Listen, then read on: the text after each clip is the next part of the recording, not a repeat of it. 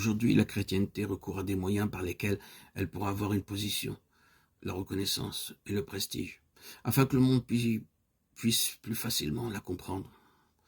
Pour permettre cela, elle doit avoir des noms, des titres, des honneurs. À moins que les chrétiens ne soient conformes à ceci, n'appartiennent à cela, ne prennent un nom, n'expliquent ce qu'ils sont. Ils sont suspects, étrangers, et sans aucune position. Peu importe d'ailleurs leur valeur spirituelle. La secte devient un surnom, une expression de dédain, comme dans les temps apostoliques. À partir de cette attitude, l'influence de la chrétienté s'est accrue, elle a grandi. Mais cette question oppresse beaucoup d'esprits sérieux et honnêtes.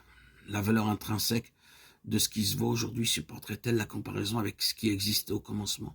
N'est-il pas impressionnant de voir que là où il y a eu un profond, riche et efficace commencement, et qui a été accepté par le monde, particulièrement par le monde religieux, les marques d'une perte spirituelle sont de plus en plus évidentes?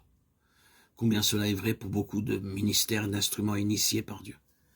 À partir du moment où quelque chose de céleste avec une histoire spirituelle coûteuse et profonde avec un réel impact de la présence divine s'est développé et institutionnalisé ultérieurement pour avoir une bonne position devant les hommes avec toute sa grandeur et ce qui impressionne naturellement, elle est devenue une ombre très pâle par rapport à la simple profondeur et la puissance spirituelle d'origine.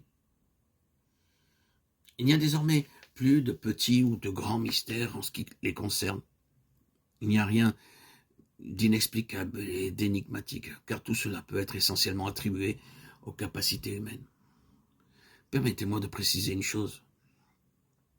Nous ne disons pas que c'est une chose mauvaise pour des chrétiens. Dans la vie privée, avoir mérité des honneurs, des titres, des diplômes. Non. Nous sommes conscients qu'il existe un mouvement ultra et exclusif qui, pour la communion, la reconnaissance et la participation à la table du Seigneur, exige une répudiation ou un abandon de tout titre professionnel ou académique. Cela, nous ne l'admettons pas du tout. Ces choses ont leur place dans leurs domaines respectifs. Ce que nous disons, c'est que si la chrétienté cherche à faire de ces choses la base de sa force, de son attirance ou de son statut, elle se détournera irrémédiablement du droit chemin et souffrira pour finir la perte de son pouvoir spirituel.